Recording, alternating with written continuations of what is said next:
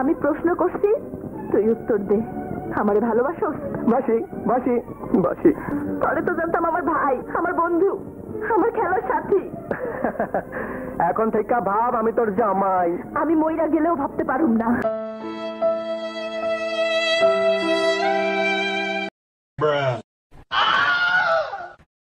বাংলাদেশি সিনেমার একসময় জনপ্রিয় নায়ক বাপ্পারাজ। তার নাম শুনলেই মনে ভেসে ওঠে চোখে জল, বুকে ব্যথা আর ব্যর্থ প্রেমের এক দীর্ঘশ্বাস। সিনেমায় প্রেমে কষ্ট পাওয়া যদি একটা অলিম্পিক খেলা হতো, তবে গোল্ড মেডেল পেতেন বাপ্পারাজ। মনে হতো এই মানুষটা যেন জন্মেছে শুধু প্রেমে হেরে যাওয়ার জন্য। তাই বলা যায় ব্যর্থ প্রেমের মহাকাব্যে তিনি নায়ক।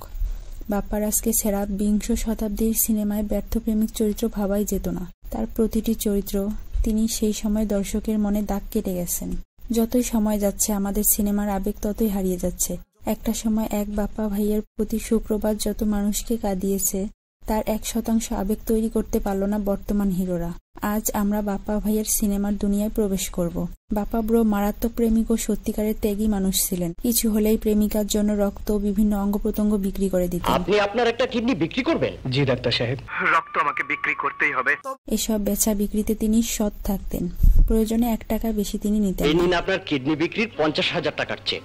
পেশেন্টের বাবার কাছে এর চেয়ে বেশি টাকা চাইলেও পেতেন না। তুমি এত অনেস্ট।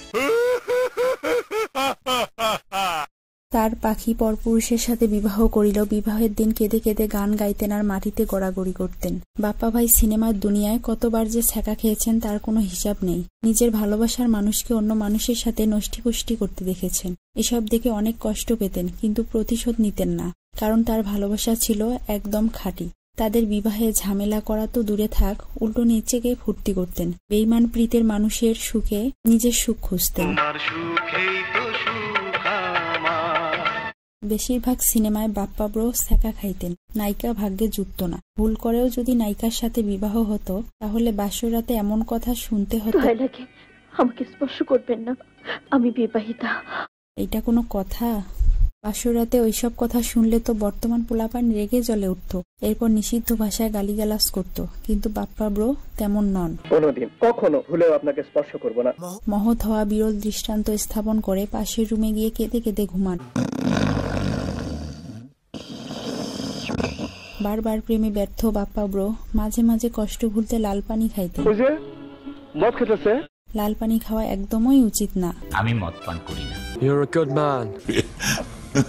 আর একটা জিনিস অবাক করত, উনি নিজে প্রেমিকার শ্বশুর বাড়িতে কোনো অনুষ্ঠান হইলে গান গাইতে যাইতেন। আনন্দের পরিবেশে বেদনার গান গেয়ে সবাইকে কাঁদাইতেন, কেননা উনি বেদনার নায়ক।